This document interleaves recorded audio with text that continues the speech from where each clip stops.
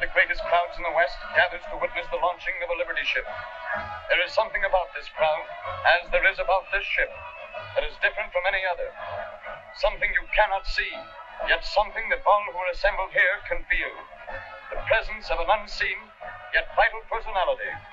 For the name of this ship is Jack London. Never was a Liberty ship more fittingly named. The fearless spirit and purpose of the man lives again in every member of its crew and invests the ship itself with true significance. For Jack London was more than a great author. He was a real American. He lived and wrote that others might be free.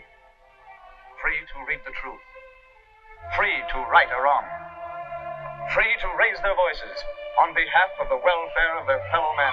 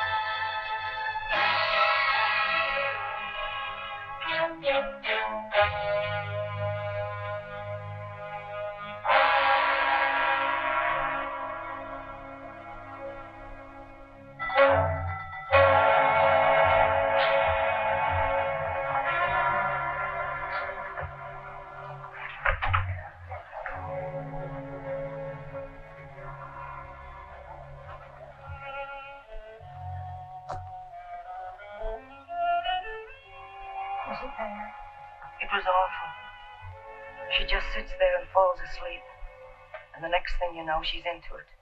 And the machine smashes her hands.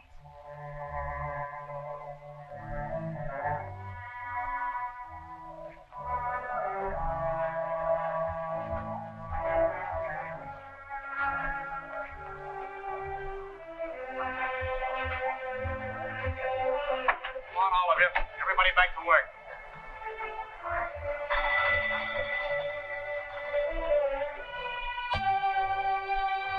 Hey, London, you too. Come on, get back to work. You won't have a job.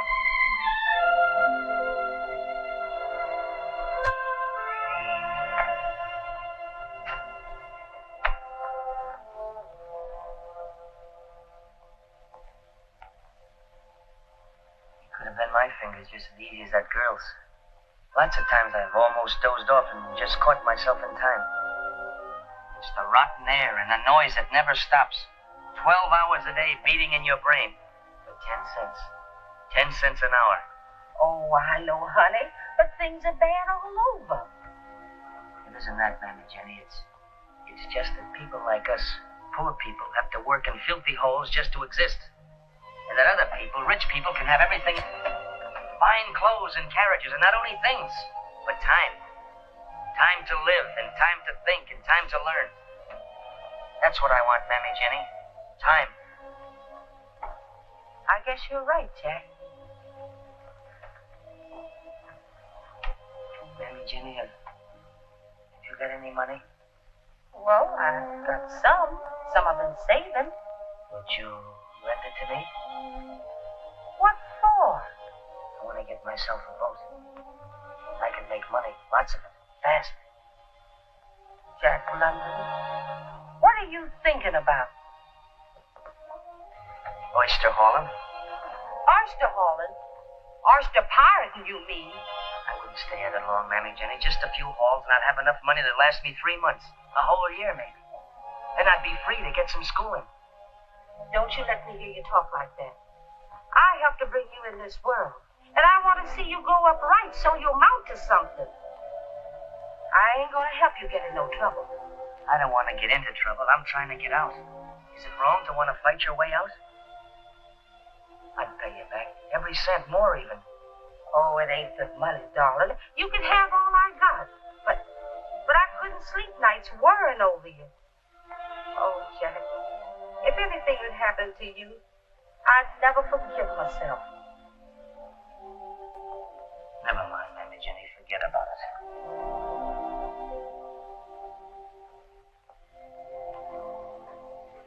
$170, $180, $200, $220, and 5 makes $225. And you get bargain move here. I tell you straight, I hate to give her up, but I got chance to buy bigger boat. I've had my eye on her for a long time. I've been a fool working in those jute mills and canning factories. Well, come on, let's wet down the deal, all right?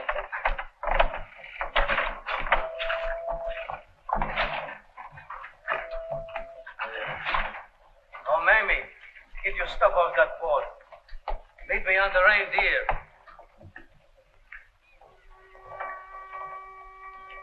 Oh, you're gonna like that boat. Good boat.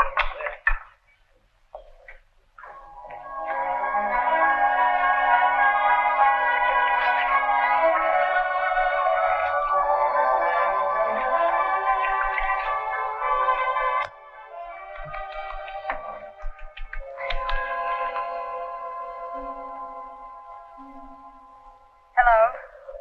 What are you doing here? Fell asleep below. You going in with French Frank? What's that got to do with you? Nothing. Only there's an awful lot to learn about oyster pirates. Who taught you? My brother. He was the best of them. Till he got a bullet in him. You're sort of young looking to be getting a bullet in you. Well, that's the chance you take. Hey, you shouldn't go out tonight. Why not? With the moon up? Oh, I'm not going out for raiding. Just like to try her out, huh? That's right. When you get a boat of your own, it sort of makes a man out of you, don't it? Sure does.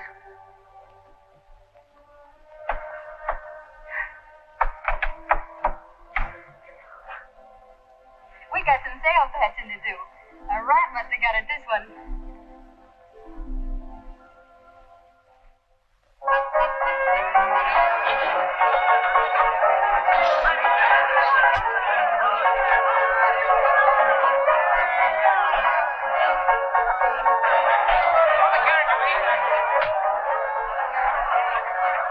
It is Scratch Nelson. Hi, Scratch. Hello, Jack. Hi, Mamie. How have you been? I haven't seen you around lately. Hey, what happened to you? Oh, I had a run-in with French Frank over the split. Well, a new dress. Do everything from the skin out. Yes, sir. Mamie, the queen of the oyster pirates. Come on, let's sit down, huh? Yeah.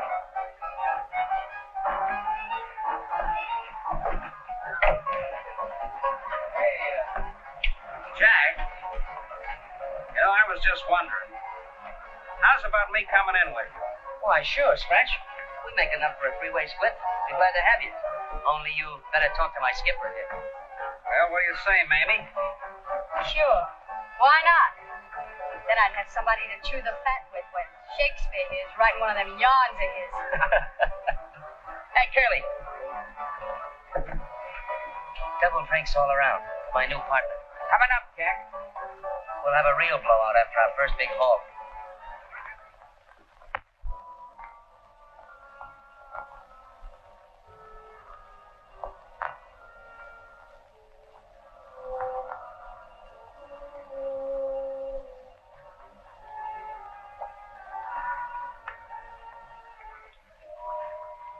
All right, Mamie, tie her up.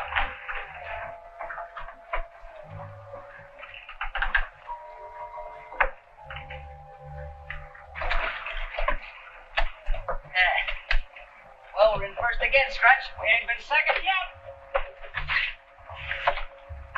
Here comes Francie. Coming in on a drag anchor.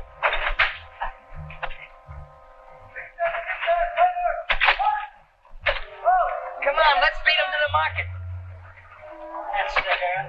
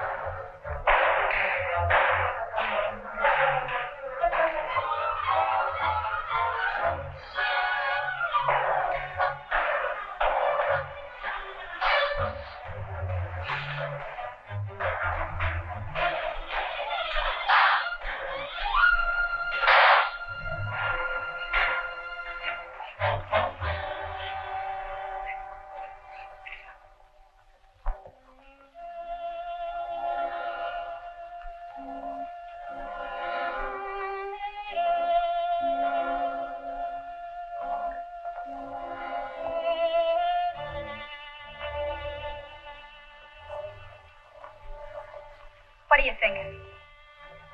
I'm thinking that one of these days it's gonna be me laid out there on a slab, like a hulk, a dead fish, or worse, a 10-year prison stretch. Life, maybe. Let's go someplace, huh? I can't. What are you gonna do? I'm through with this rotten business. Oh, don't talk like that, honey. You're just downhearted. Honey, what happened? And losing your boat. Isn't that? I'm through. What about me? You gotta choose for yourself. You bet your life I'll choose if that's the way you are. I'm sorry, but I got to. You're yellow. That's what you are. Quitter!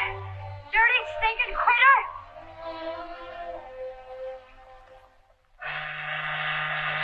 $30 month and pound. Sign here and make your mark. $30 month and pound. Sign here and make your mark. $30 month and pound. Sign here. Well, Tom. Old 48. Why, I thought you were back on that farm. I didn't make it.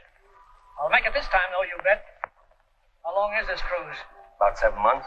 The Bering Sea. Well, that ain't so long. That's right, Tom. That's right. $30 a month and pound. Sign your name. $30 a month and pound. Sign here. Make your mark. $30 a month and pound. Sign here. Name? Jack London. Experience? Not very much, sir, but I'm a good sailor. What are you signing on for? Able-bodied seaman. All right. $30 a month and pound. Sign here and make your mark. He writes fine, just like a girl. $30 a month and pound.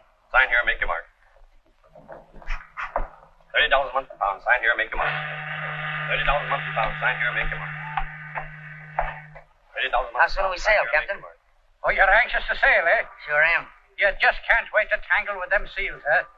Down the forecastle.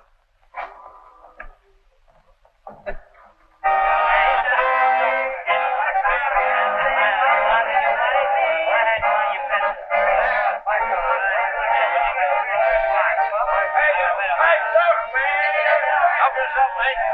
Everybody for yourself. Get up!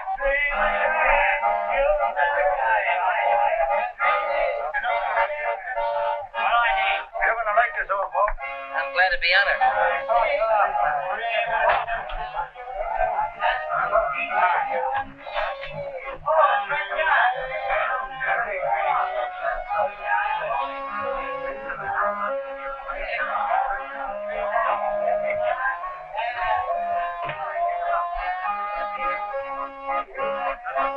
Hey, you! That's my bunk and my things for them. Those are my things in there now. Listen, I always want a bunk by the ladder. I'm not your friend. Go ahead. You move. Maybe I'll bunk by the ladder next trip. Oh, shut up!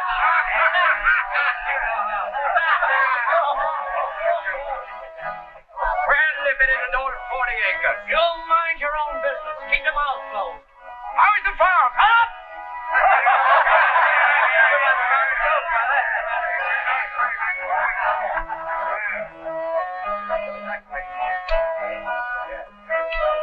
What's that, a Bible? No, but I got a Bible if you want one. What's this about, James? No, it's about man. Darwin's Origin of Species. For heaven's sake! Hey, mate! We got a professor aboard! Give me that book. You ain't gonna be selfish with your learning, are you? Give me that book. Hey, Victor!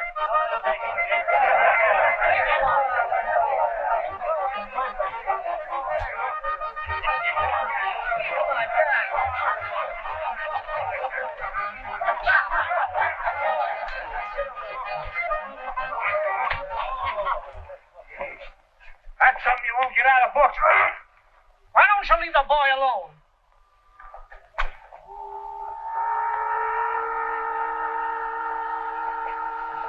Let's finish the game. Okay, 100, boys. 300. 20, 30. Good. 10.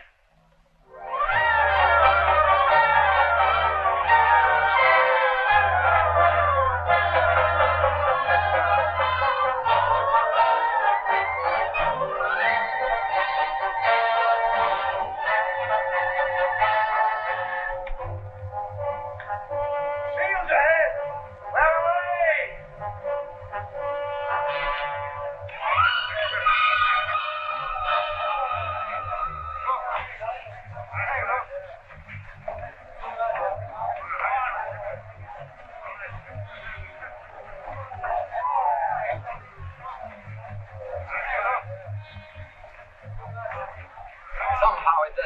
right, killing these poor innocent seals, only to get a fur coat for some dame.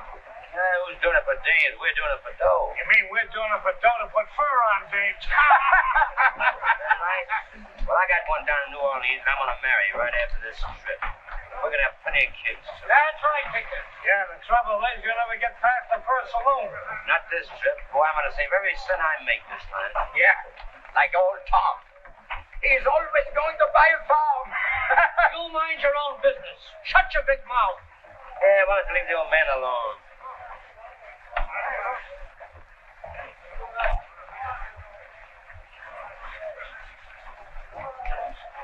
Hey, Victor, come here.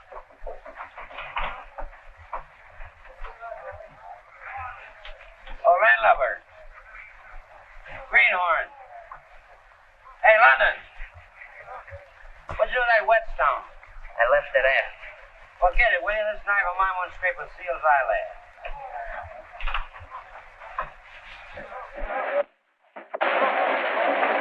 I'm going to slip a seal on Jack's bounce line. Don't nobody say nothing. We're going to have a rip-roaring time.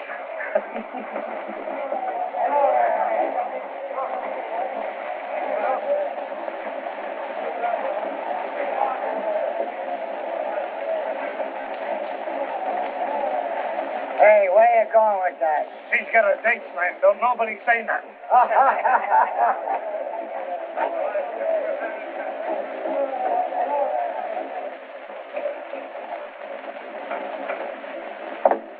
Pretty soon this dirty sealing business will be finished.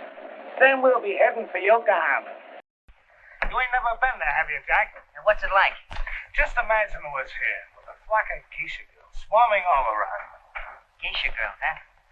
Just like any other girl, only better in some respects. That sure sounds great. I wish it would happen soon. It'll be soon enough.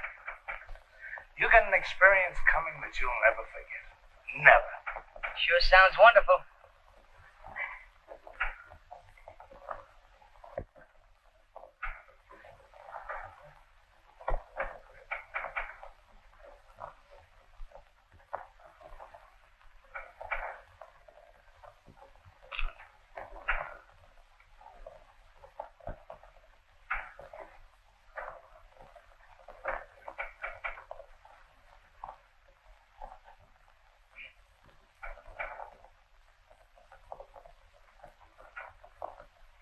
Looks like the kid turned the tables on you. The joke is on you.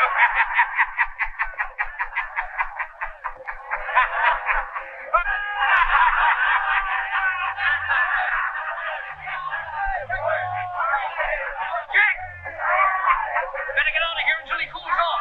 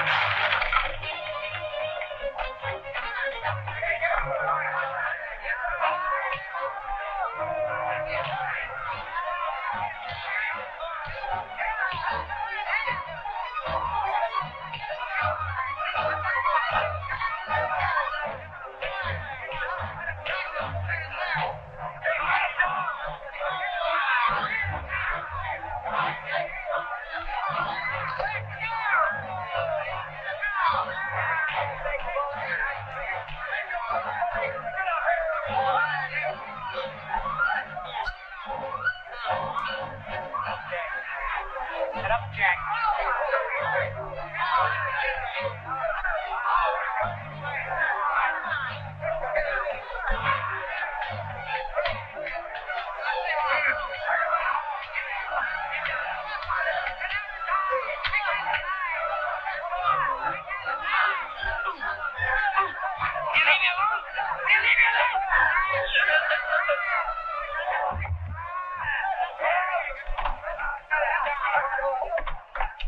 You leave me alone?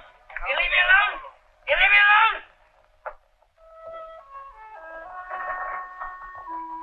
Why don't you turn in and get some sleep? I just want to set something down. Not a man, but a beast. beast. A wolf. A sea wolf. That's what we all are. But it's the sea that makes us that way, son. Cooped up here like a lot of animals, doing the same thing day after day, thinking the same things night after night. No wife, no kids, nothing. Just dreams. Pretty soon we'll be back where we started from. And then you'll see. The big pail will go in the night. And the dreams will go in the night, too. Then we'll sign on again and it'll be the same thing all over. Not me. I'm gonna be a writer. What are you gonna write about? Oh, about all this, I guess. Only sometimes I worry about words. I don't know enough about words. Well, keep digging, kid. They'll come to you. And when they do, read them. Make everyone count. I don't know anything about writing stories, but it seems to me it ought to be something like, well, like making a good net. Make every string and every knot mean something. When you put them together, make them hold. Make them strong. I hardly ever went to school. There's so much I want to learn. Well, keep after it, kid. Just steer a straight course. Keep that slushlight burning.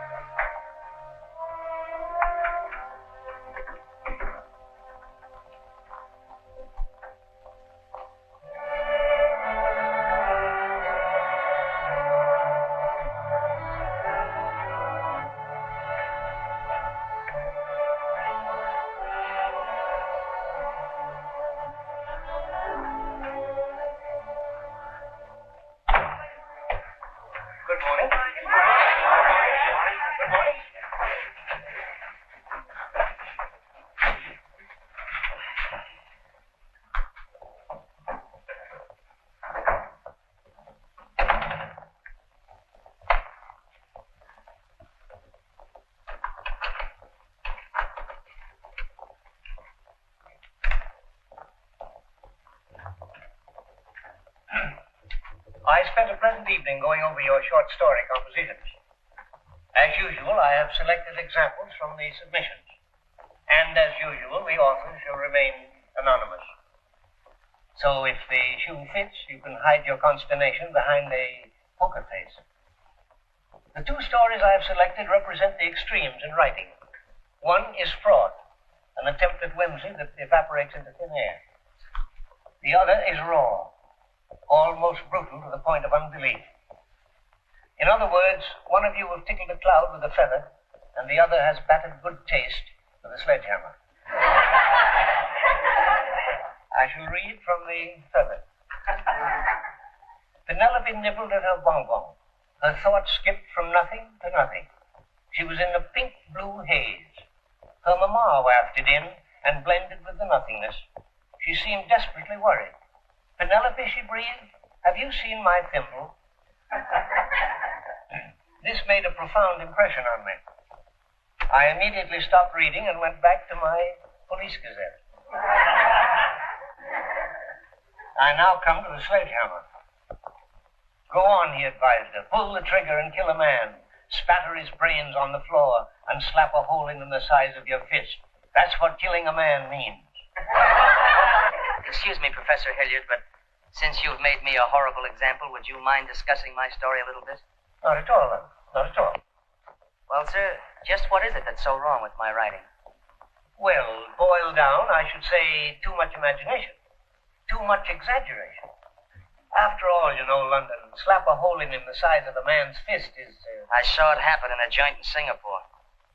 You saw it happen? Well, then, perhaps I shouldn't have brought it up. You see, Professor Hilliard, I've only written about what I saw. It seems to me there's nothing wrong in writing about life and truth. But do you think you will get very far writing about poverty, cruelty, brutality? It's my experience that they exist, sir. If I could put them down on paper so people would think about them. and try to destroy him, then I'm doing something. Ah, now we're coming to it. Do you want to be a writer or a crusader?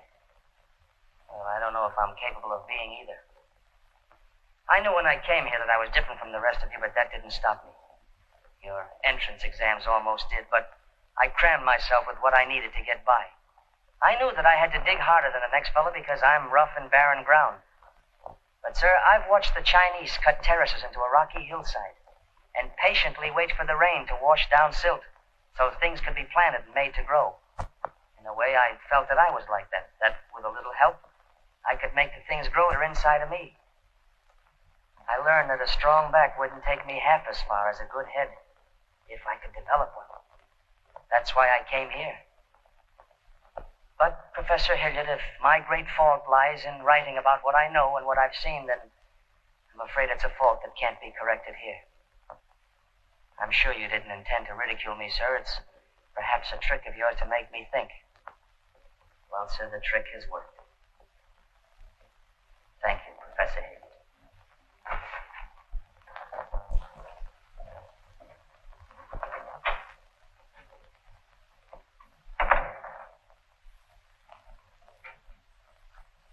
You have just witnessed an unusual display. Unusual in that we so seldom meet with it today. The uncommon thing called courage.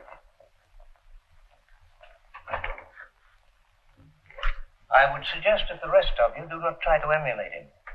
It takes a lot of intestinal fortitude, for which Mr. London undoubtedly has another word.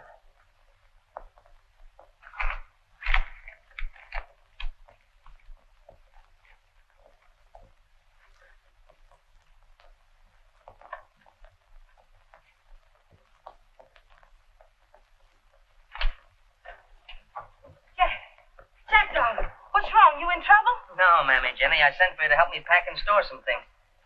Pack and store? What are you talking about? I'm going away, Mammy Jenny, and I don't know when I'll be back. Oh, quit being foolish. What about your schooling? What about your writing? Here goes most of it. You mean you burning all them stories you done wrote? And rewrote, Mammy Jenny. Not all of them, though. I'm saving some.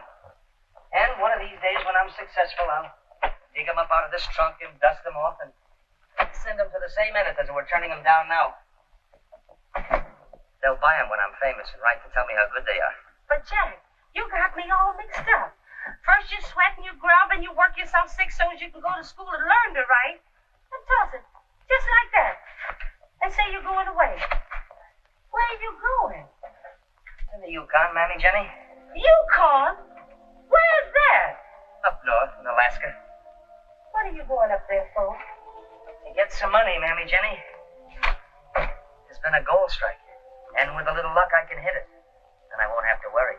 I can sit tight and study and read and write what I want to write. Not what a lot of editors and professors expect me to write. But how do you know you can do better up there than you can do here? And how are you so sure you ain't biting off more than you can chew? I got as much chance as the next fellow. You don't understand, Mammy Jenny. I just can't stay around here and be cramped between the jaws of a vice. I've got to get out. I've got to get away. Oh, I just wish I could be sure you wasn't jumping yourself out of the frying pan into the fire. It's so easy to do, Jack. But there's very few people that can jump out of the fire back in the pan again. Nothing could be as bad as the fire that's burning inside of me now. It's trying to burn through. It's got to burn through. Someday, Mammy Jenny, maybe you'll know what I mean. Someday, maybe a lot of people will know what I mean.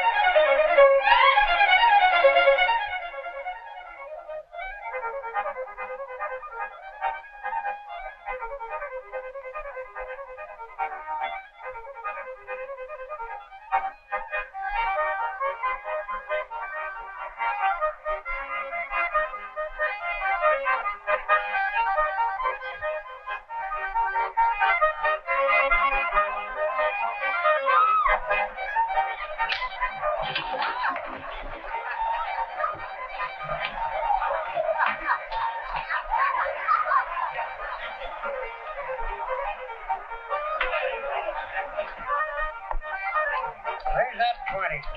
Make it 50 more.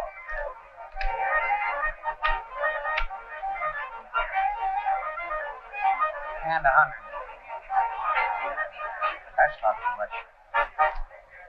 Recall. 200 more. All that. Come in, Charlie. How are you, stranger? Fine, how are you? Finding home to your best girl? No, just jotting down an idea. There's a sourdough over there betting his fool head off. It's all wrapped up in rabbit's feet. That's not Luke Lanigan. Let's see him over here, boys. Look at you on the foot, honey. Now get back to the barn, I'll buy it for all of you. Give me anything you want, Al. Swear to God. Get out of the barn, I'll buy it. Hey, Frida. I just want to claim worth $1 million. Imagine that sidewalk trying to buck me out of a pair of shoes. Come on, baby, I'll buy you the joint. Oh, I'm busy. Can't you see? Well, don't give me that now. Look, rabbits. You promised me if ever I want you. Let me go. You heard what she said, didn't you? Some other time. What happened? What's the matter? Oh, it's a good thing I blocked that. Oh, what's the difference? Come on, I just made $1 million. Everybody's the bar. Oh, everybody's the bar. By the character. Say, where are you from? California. You from Spain? From Greece. Oh. The Isles of Greece, the Isles of Greece. Where burning Sappho loved and sang. You know your Byron. Say, what's your name? Frida Malou. Frida from Athens. Frida, do you remember these famous lines? Oh, maid of Athens, ere we part, give me back my heart. Why don't you stay here for a while? Rest up. We could have a great time together with Byron and Shelley. Well, maybe I will.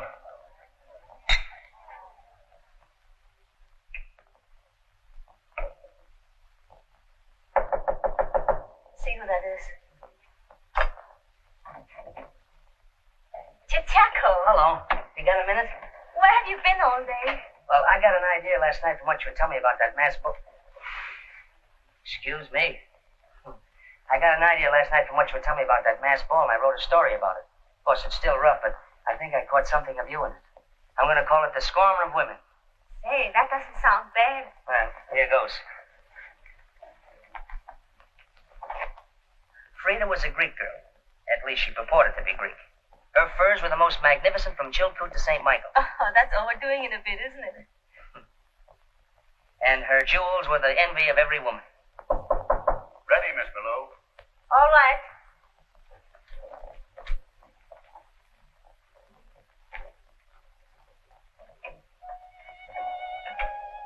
Are you going to come and hear my number? Sure. I want to fix this first.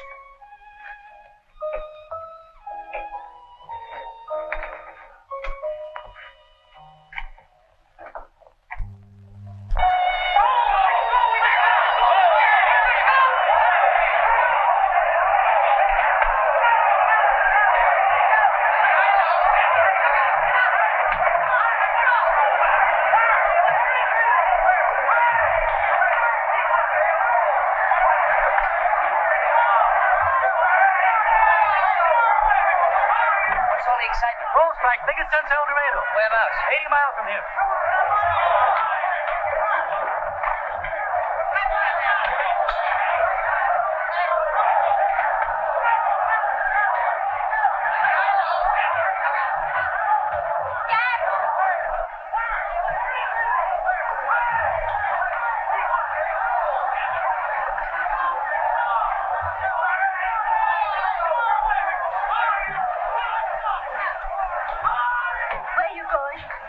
Strike 80 miles north of here. Oh, but you're not going, are you? Well, sure I am. Oh, listen to me, Chichaco. You haven't got a chance out there. I know this Yukon game. You'll muck in the grassroots till your heart breaks, till you rot of scurvy on the trail. I know, but... Believe me, in the end, the winner is a loser. All the money comes here. It stays here, right here in Dawson. Thanks, Frida. But I don't think bucks. Listen, I gave up $1 million for you last night. Doesn't that mean anything to you? Everything beautiful. Oh, Jack. I'll think of you on the trail, Frida. Byron and Shelley under the stars. I wish I was back here with you.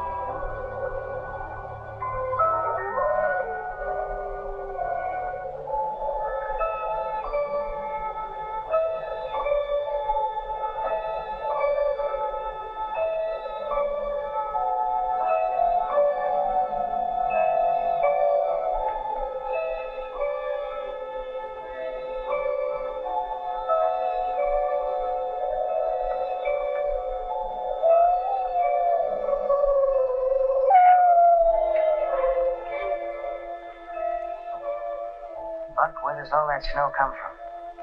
And why? Does snow a man in all winter? Keep him from his purpose? Frozen handcuffs. See, there's an idea for you. A man commits a crime, evades the police, and escapes in the Yukon. Gets snowed in. And spends the whole winter in solitary confinement. Oh, don't like it, huh? Not good? Oh, maybe you're right. Well, let's light the lamp and spend a cozy evening working.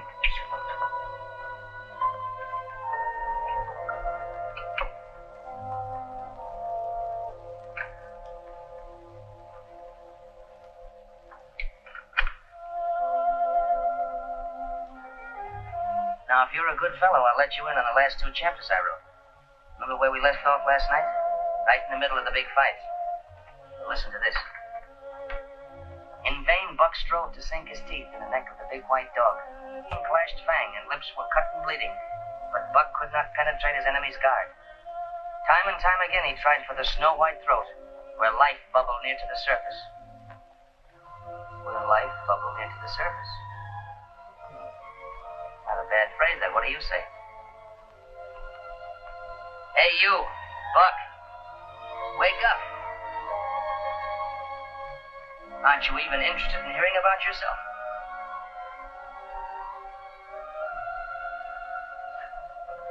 You're a lazy dog.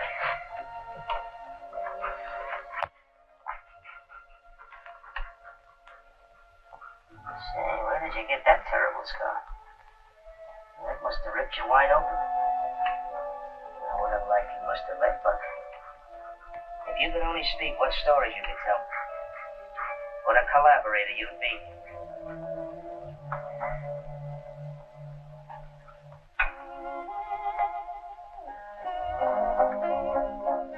Thank you, Mr. Brett. There's only one little point, Mr. London. Well, I'm not awfully keen about it. Oh? What's that? The title you've chosen. The Call of the Wild? Why, that's a wonderful title. It's the whole idea of the story, sir. I wouldn't change it for the world. A dog reverting to the primitive, just as a human being under hardship and brutality reverts to the wild. Well, it's your baby. I'm only the godfather. I'd like to change it for you, Mr. Brent, but that's its name. It was born that. All right, George. Thank you, sir. Out we go. Sometime you must tell me how it was born. Writing like that doesn't come out of nowhere. Came out of the Yukon. And unless I miss my guess, it's going to mark a milestone in American letters. A story about a dog? A dog, huh? Here you are, Mr. Brett. Thank you, Jenny. That's what it's about, sir. It's about life. You said so yourself. It wouldn't surprise me if the critics hailed you as the Rudyard Kipling of this country. Kipling? He's always been my idol. He was mine, too, until, well, quite recently.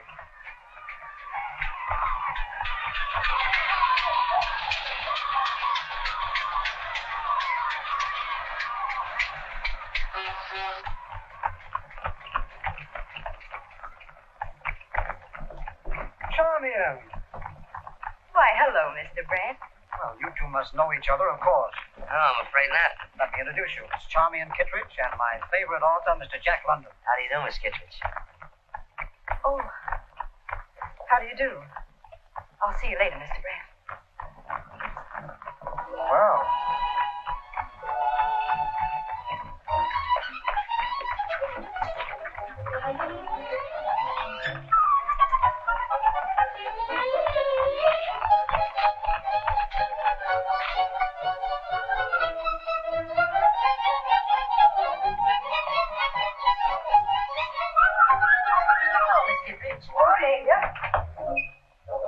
Barton, did you wish to see someone?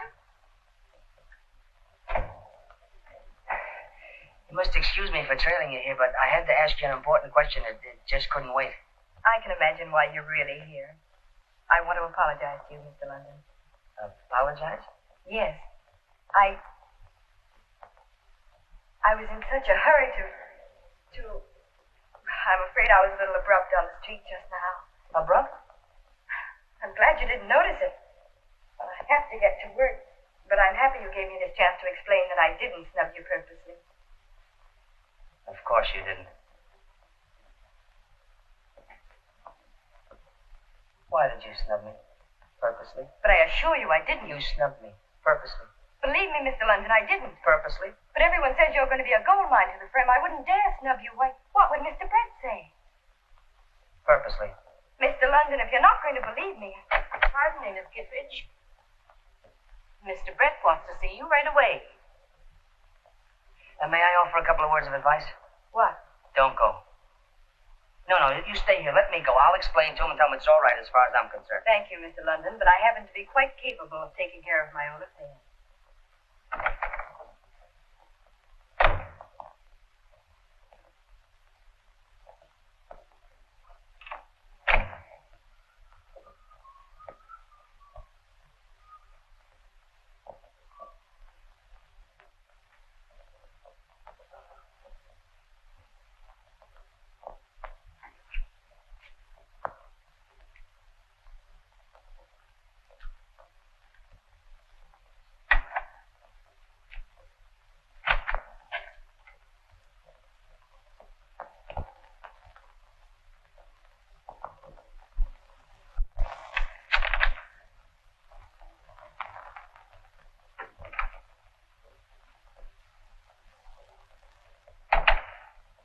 Well, do you usually read what you find on other people's desks? I have no compunction about reading my own manuscripts. But I do wish you'd consult me before making additions. Additions? Yes, for instance. Once in 10,000 times a manuscript appears from an unknown author, which is a masterpiece. The Call of the Wild by Jack London makes a reader's life worth living at last. Thank you, Miss Kittredge. P.S. Unless you want to lose your favorite reader, never introduce me to Mr. London. If he's anything like his book, my heart will stand still when I meet him. I wish you'd go. Did Mr. Brett rake you over the coals? No, it isn't, Mr. Brett. It isn't you. Maybe it's myself. I don't seem to know what I'm saying, do I? I guess I'm babbling. Mr. London, I assure you I'm not this sort of person at all. I don't know what kind of a person you are, Miss Kittredge, but I do know you're a person.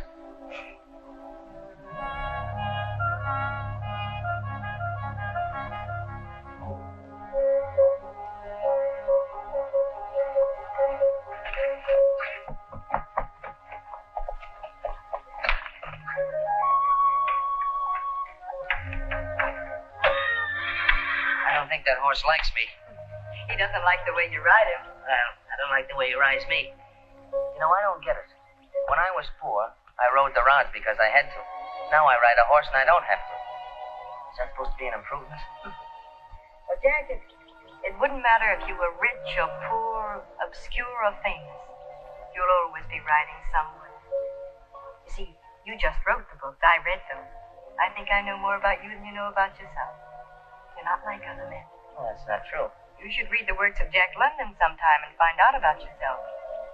No, The ordinary man is content to stay put, but you've got something in you that will let you rest.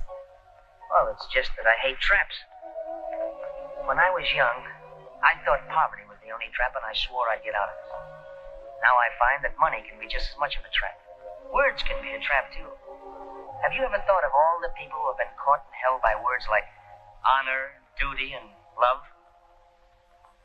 You mean that you think love is a trap, too? No, I didn't mean that. I mean that... I understand. You're afraid for me, aren't you? You're afraid that I'll be the one to be caught in a trap. Oh, don't be foolish. I thought you understood about women. Don't you remember Frona? Your own heroine and daughter of the snows. A girl who makes her own way, daring, courageous, loyal, and understanding. She loved a man without that terrible possessiveness. You're like that. I'd like to be.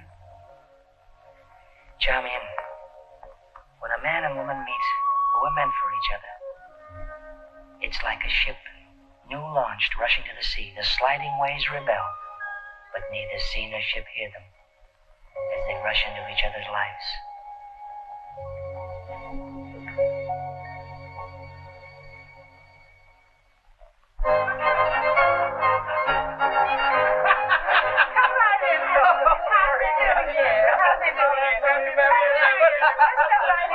Happy New Year, Mammy Jenny. Happy New Year to you. Here's a special Happy New Year for you, Mammy Jenny. Oh, thank you, Captain Allen. Thank you. But ain't you a little mixed up with Christmas? Oh, this is a different kind of Happy New Year, Mammy Jenny. It comes only once every 100 years.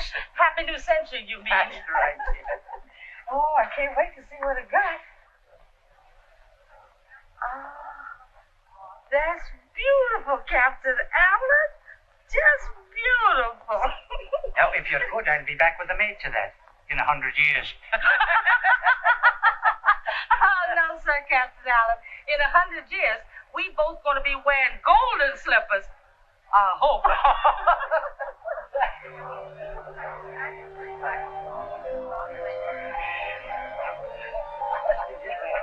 Gentlemen, there's never been a century like it. When you think of the progress we made in culture, in industry, the comforts we enjoy, electric lights, the telephone. And don't forget those horseless carriages. A friend of mine has one longer, and I swear we must have been whizzing along at 20 miles an hour at least. No doubt about it, Jack. Civilization's darn near reached the apex. The millennium, huh? Not far from it. Well, the way I see it, we've only got 1 foot out of the Dark Ages. Machines are great, sure, but they only make more things more quickly. There's nothing spiritual about them. You can't change what's in a man's mind or in his heart. You can brag all you want about culture and progress, but what bucks big in a man's mind today is materialism. Money. Money out of machines and money out of everything. That's what rules this world today, greed and selfishness. In people and in nations. And before we get through, instead of a millennium, we'll be ringing in a century of tyrants. Oh, Jack. You pessimist. Right. Good evening, Mammy Jenny. Good evening, Mr. Brett. Happy New Year. Happy New Year to you. How do you do, Mr. Brett? Glad you could come. Hello, Jack. Jack, I took the privilege of bringing a friend of mine, Mr. Kerwin Maxwell. How do you do, Mr. Maxwell? London, I've been wanting very much to meet you. Oh, thank you, sir. Oh, I'll take those, Mammy Jenny. Now you can go back to your decorating. Yes, sir. You're having quite a shindig, aren't you? Yes, why don't you go in? You know everyone. Jack, Mr. Maxwell would like a word with you privately. Something rather interesting. Oh? You'll forgive my barging in on your party like this. That's quite all right, sir. Glad you could come. Sit down. Well, No, thank you, sir. I'll stick to these. what I want to talk to you about won't wait. Oh? What is it? How would you like to cover the Boer War for my paper? The Boer War? Yes. Well, there's nothing I'd rather do, but I've never done any newspaper reporting, much less war reporting. Very modest, Mr. London, but I've read your stories. You have the gift of setting down what you see. That, in my opinion, is the quintessence of good reporting. Oh, thanks. Thanks very much. You'll have to leave immediately for London. From there, you go to South Africa. Oh, you say? I'd like to, but... Will you excuse me a moment?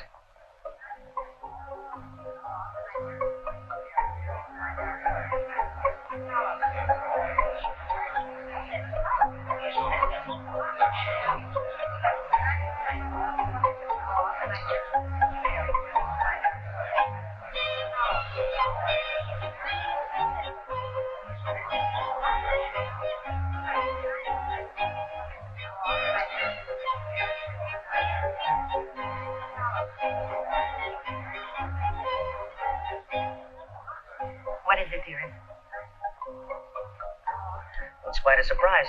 I hardly know how to tell you. Mr. Maxwell of the Globe has just made me a very flattering offer. Well, that's wonderful. Maybe it is, maybe it isn't. See, he wants me to leave right away for South Africa to cover the Boer War. What did you tell him? I didn't tell him anything. But you want to go, don't you? Well, it's out of the question, of course, with me postponing all our plans. We'll have all our lives. This will be a great adventure for you. But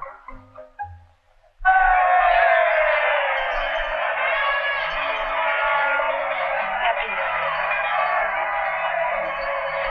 sweetheart.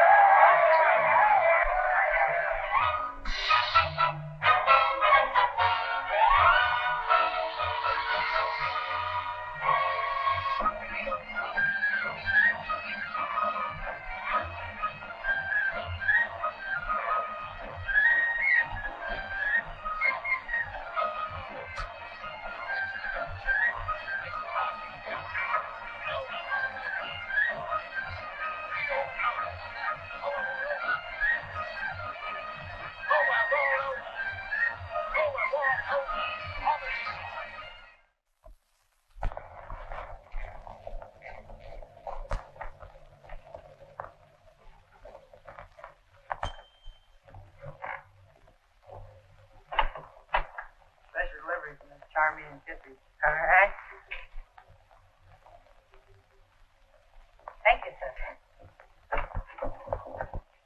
Oh, Miss Charming. Miss Charming, here's a letter from Mr. Jack. Return address, Port Said. Oh.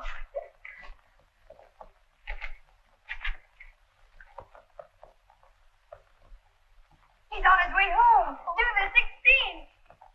But today's the 16th. It sure is. Well, lay out some things, Mammy Jack. Yes, sir.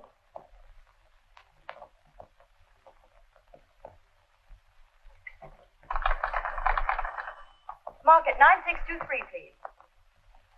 Good night, Lime. Could you please tell me what time does the Cambria get in?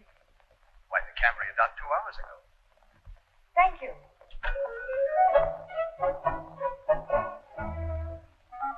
I won't have time to change, Mammy Jenny. The boat docked 2 hours ago. For goodness sake. Just give me my cape. Yes, sir. And my gloves.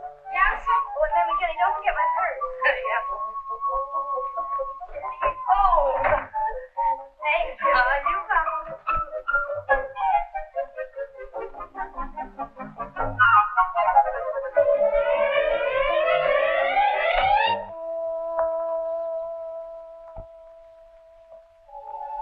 You're as lovely as I knew you'd be. Jack.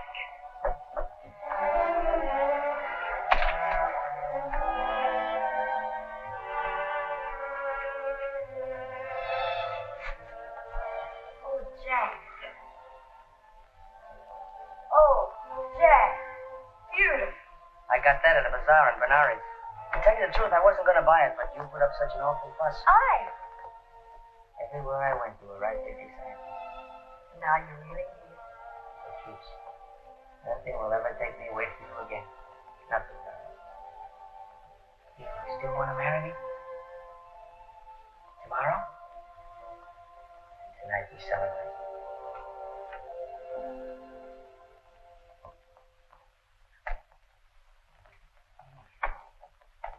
I just sent a batch of that only yesterday to that outlandish place you was at. Good. Then I won't have to answer them. Mr. Jack, here's a telegram. Yes, sir, just come for you about an hour ago. You want these, Mr. Jack? No, thanks, Amy. I won't do it. I won't do it. I tell you, I won't go, Mammy Jenny. I won't go. But this has got to be the last. Pass closing tight. You would have happy knows me license. Well, Mike, we gotta settle this first. There's only one way to settle it. I've been telling you all evening. Get married and raise a house full of kids. But how can I do that with a war breaking out? It's our war. We ain't never did it. But I'm in it. They want me to leave in the morning for Japan. A lot of correspondents are going. Jimmy Hare and Fred Palmer and Richard Harding Davis. Oh, I've never seen a war, Mike. You can live your whole life and never see a war. Sure. But what beats me is if you're brave enough to face a war, why can't you face her until you're going? Mike, in a war you got a chance. But with a woman? Yeah, I know. You lick before you start. But I gave her my word of honor. And if you go, you lose her. And if you don't go, you lose the war. That's right. That's what I've been telling you all evening. Then we're right back where we started.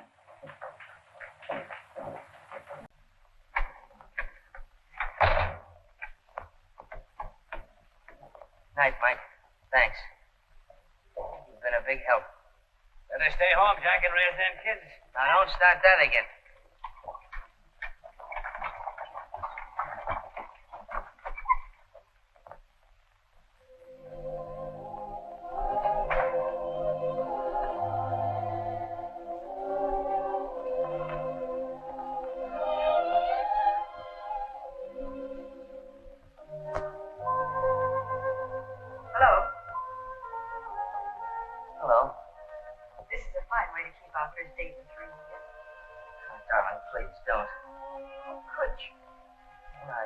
Detained. How? Where? Well, I received a telegram from Mr. Maxwell, and I had to go see him about it. Can you imagine? He wants me to leave for Japan. In the morning. Japan? Yes, there's a war breaking out with Russia. What did you tell him? Well, I told him no, of course. And did it take you until 2 o'clock in the morning to say no? Well, Maxwell's a funny fellow. He can't take no like an ordinary person. He kept insisting that this is the chance of my lifetime. Wars are getting scarcer and scarcer. And marriages are getting commoner and commoner. Well, you can go. It's perfectly obvious I mean nothing to you. Nothing whatsoever. You mean everything. No, it's no use, Jack. If you think I'm going to ruin my life for a man who's blown here and there by every wind of adventure, you're very much mistaken.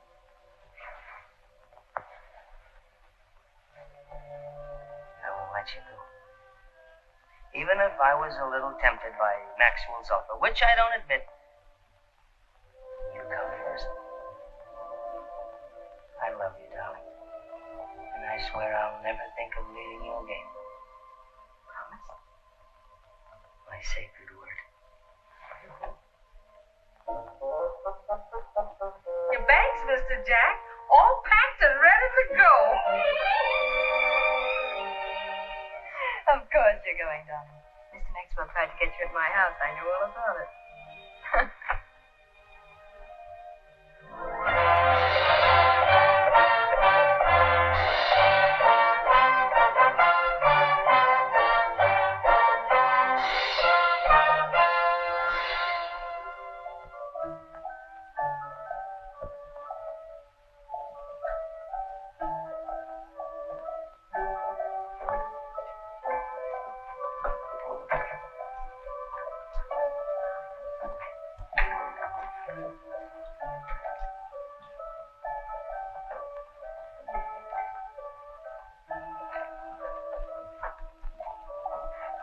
They're certainly breaking their necks to make us comfortable.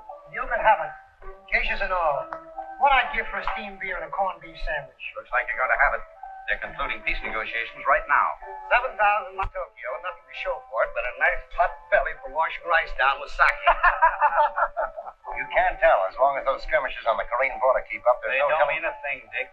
Just saber rattling to scare the Tsar into conceding some point or other. Maybe. Well, I'll string along with Davis. Russia doesn't want war, that's a cinch. And if these boys want peace, why are they sending troops into Korea? Who said they are? I say they are. I was down at the waterfront this morning.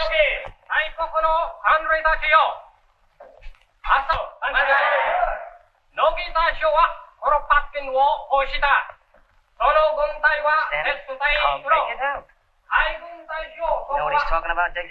No, I don't get it.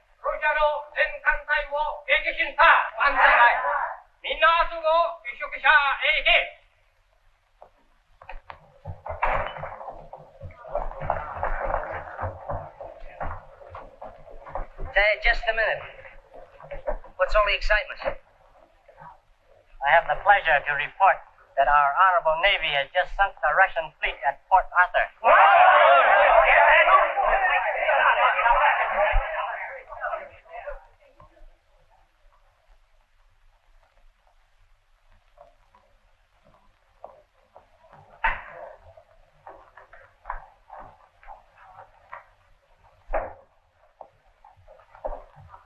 I believe they're all here. I deeply regret that I cannot grant your minister's request that you be allowed to go to the front at this time.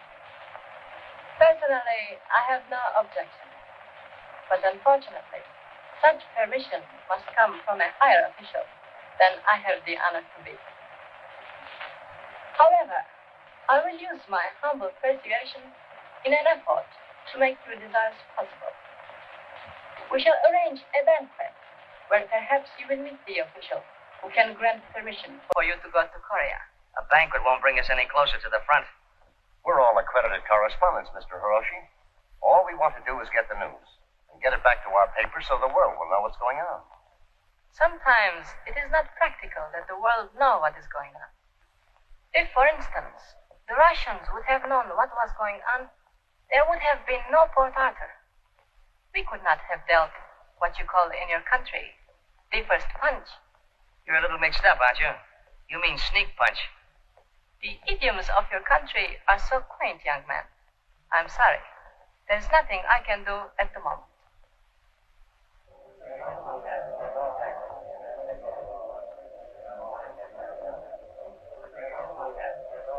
Who is that young man? One of our new writers. Very brilliant and very popular. Yes. It will be very interesting to follow his career.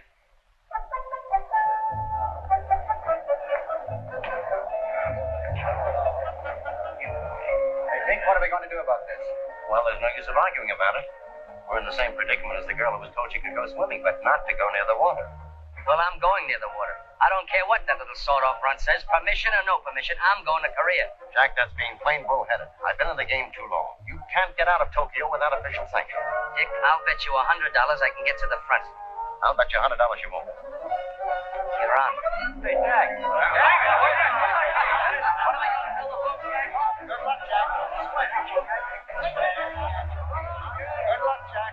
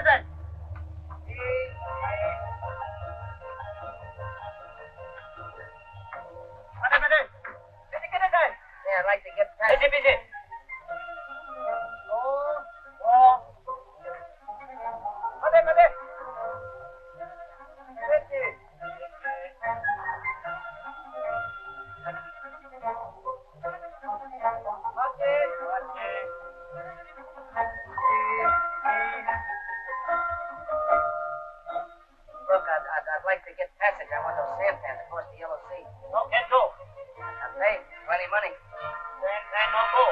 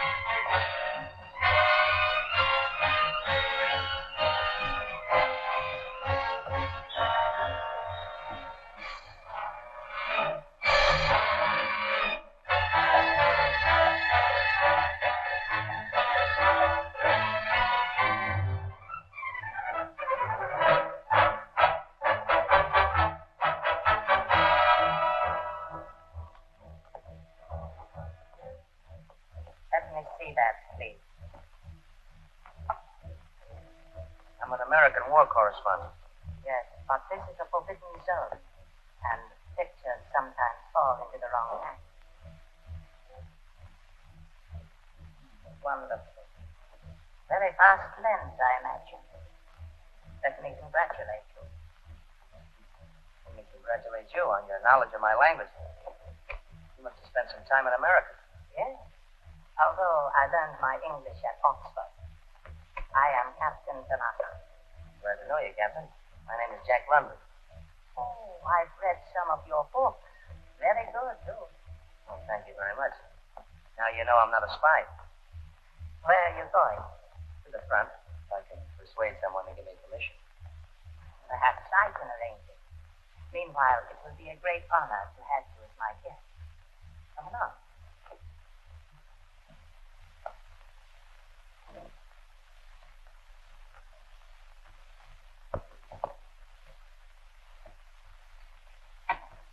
Better try some of this excellent caviar. It will do much for your appetite. Oh, thank you. Fine. This is a nice, cozy place you have here, Captain. I believe in comfort, Mr. London. Especially when our enemies are gracious enough to possess good taste. As we go deeper toward Russia, I expect to add to my collection. Is this part of your collection? No, Mr. London. This is a game we've devised, which has become very popular in my country. We call it Sinonde. Sinonde?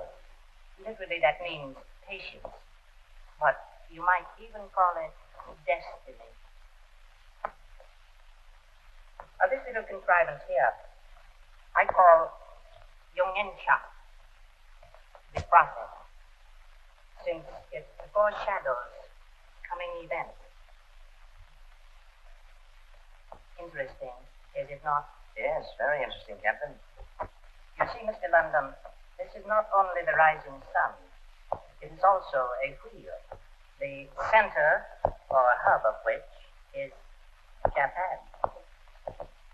That's a very unusual map you have there, Captain Tanaka. Yes, our eventual sphere of influence. Here, I shall show you.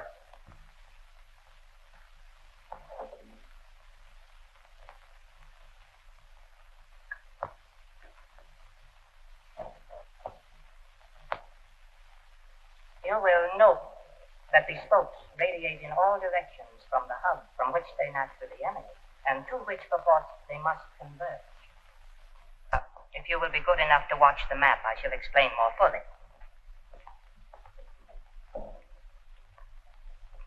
Here is the theater of our present operations. But tomorrow, as you shall see, we will have crossed the Yalu River, and soon we'll have all of Korea, a stepping stone to Manchuria. Manchuria? And then Mongolia, a land of milk and honey, 200 million tons of timber, 1 billion tons of iron, 2 billion tons of coal, enough to last Japan for 70 years. We'll be stronger then, able to move both east and west. You're out to gobble up all Asia? Oh, yes. Though not at once. First, we must conquer China.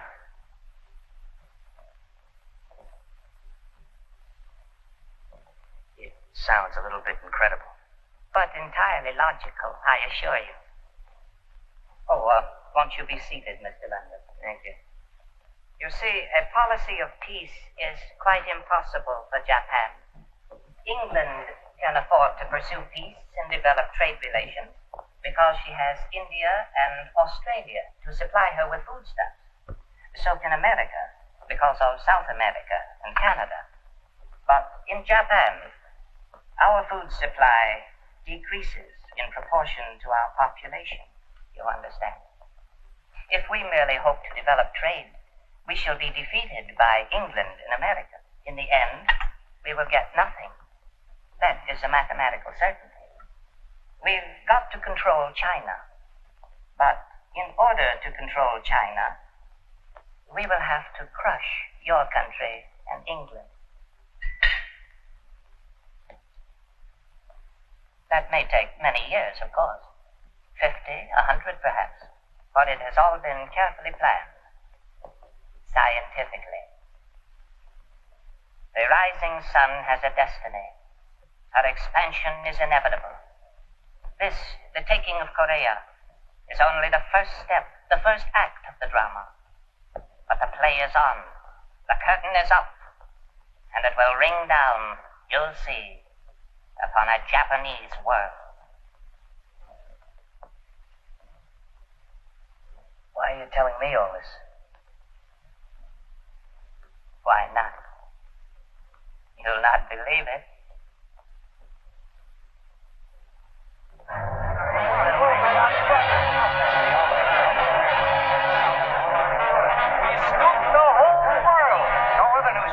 Not even the European paper. Wait a minute, boys. If you want to hear some good reporting, listen to this. I knew he'd do it. I knew it. Isn't it wonderful? Read it, Mr. Ray. Jumped the gun on us. Well, he said he'd do it. Just a cub reporter at that. You know what I suggest, David? Yes? That we draw up a petition to the Japanese government, protesting, demanding that London be ordered back from the front, or else that we be granted instant permission to leave. I second that idea. We'll all sign it. You write it out, Davis. I'm as mortified as the rest of you celebrated war correspondents. Being scooped by a novice. As a matter of fact, I should feel worse having lost $100 to boot. We all had the same chance to get to Korea, at the risk of our lives. To my mind, we should draw up a commendation to a very courageous newspaper man. I suppose you're right, if you look at it from that point of view. I propose a toast. As a matter of fact, I've read it in one of London's books. Here's to the man on the trail this night. May his grub hold out. May his matches never misfire. I'll drink to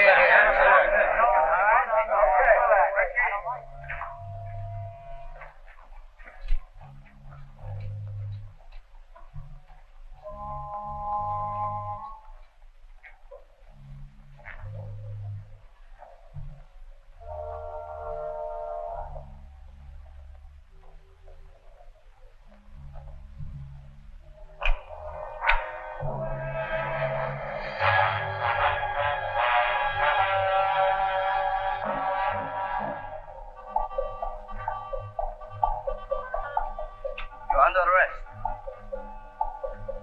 What for? Hunting.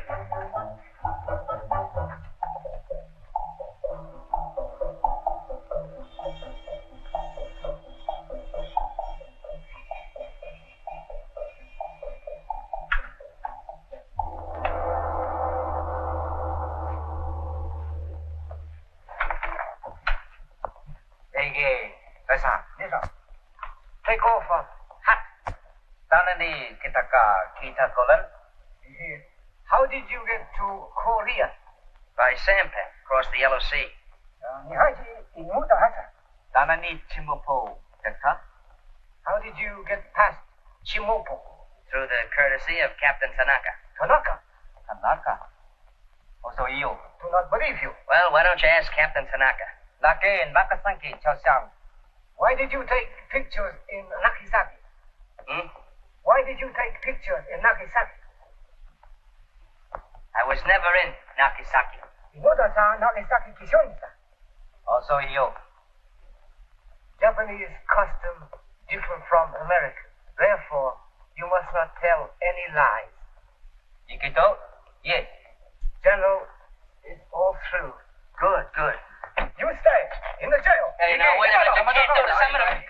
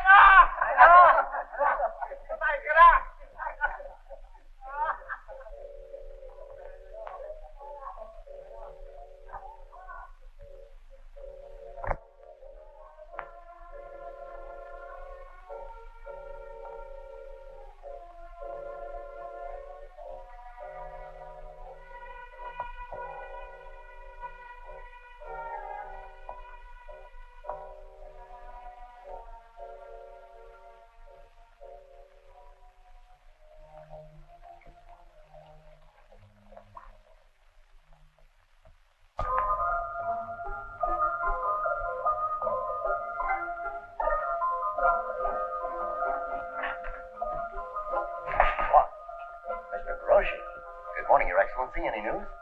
Always news. Very good news. Oh, about that writer friend of yours, Jack London. Yes? No wonder he was so anxious to get to the front. Why? He's in jail in Pyongyang. He turned out to be a Russian spy.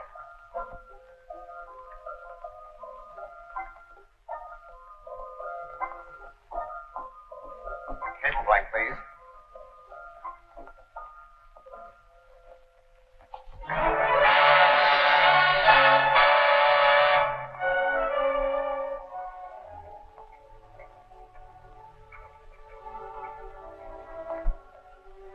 Japanese ambassador, Mr. Taka here. You wish to see me, Mr. President?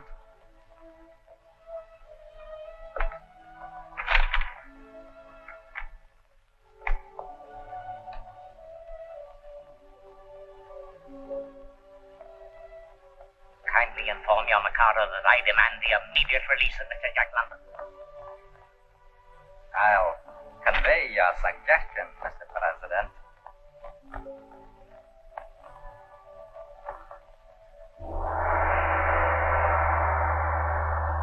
Asusin, ulamasin. Nakulamasin. Naka. General Fuji say he very sorry. His most honorable ancestors very sorry. Me very sorry too. Sorry you have been detained. He say he find out you very truthful young man. Napon Beikoko. Wayoy Kokake. He say our most honorable country and your most honorable country always most honorable friend. Well, that's just dandy. Now, tell General Fuji to give me my honorable camera. Nasi Hogenashi Ikasto.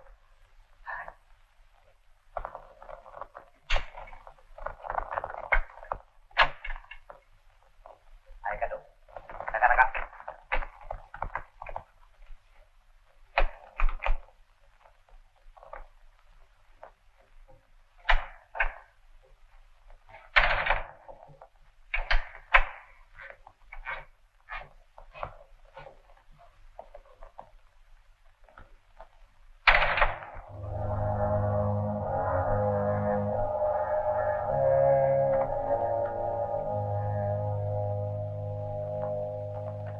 Japanese peril. The brown beast. Asiatic dream. Great writing, Jack. Great. But good heavens, man, you don't expect me to publish these things. Why not? Because you're known for good common sense, for hard facts, for the truth. Now, who do you suppose is going to swallow this stuff? A big truth is more difficult to swallow than a big lie, but it doesn't make it any the less the truth. I didn't write these articles for fame or money, Mr. Maxwell. I wrote them because I felt it was my patriotic duty. And it's your duty as the publisher to print them. I'm sorry, Jack, but I can't. For two reasons. First, you've nothing to substantiate the charges you make against the band. But I saw it with my own eyes. Japanese treachery, Japanese barbarism. I've told you the hours I spent listening to Tanaka. An army captain, a madman, most likely. Genghis Khan was a madman, most likely. So was every conqueror down through history. And second, and most important, Japan and this country are friends. Japan is one of this country's best customers. We do billions of dollars worth of business with her, and you insult her at every turn. Well, look, you see here the Japanese race has embarked on a course of conquest, the goal of which no man knows. That's right. And here, again, the headmen of Japan are dreaming ambitiously, and the Napoleonic dream. I say more. What happened at Port Arthur will happen again someday. Will happen here to us. When the Japs beat the Russians, they conquered the white men for the first time in history, and they mean to go on conquering them. Someday the white man's dream bubble of peace with Japan will be punctured. But one country at least won't be surprised. That country will be Russia. She was wakened from her dream. We're still dreaming. Well, Jack, you're cool. Those sawed-off little runts from their papier-mâché island, why, we could lick them with one hand tied behind us. Mr. Maxwell, if Jack feels so strong... Don't argue with him, Charmian. I'll get this stuff published. I'll yell it from the rooftops. Come along, guys. All right, you old firebrand. But nobody will believe you. Two reasons. It's not the truth he's worried about. I proved that to him. It's money. $2 billion worth of business. Sure. Lull yourself to sleep, then your little brown customer sneaks up and slits your throat. And he says he won't believe me. Maybe they won't believe me. Of course they'll believe you. Darling, everything you write, everything you say rings with truth. It's real and honest. It's you. It's the spirit of Jack London. You're that part of me. I knew it when I first met you. Remember what I told you? About a ship in the sea? I'll always remember. When a man and woman are meant for each other, like a ship new launched, they rush to the sea. The sliding waves rebel, but neither sea nor ship hear them as they rush into each other's lives.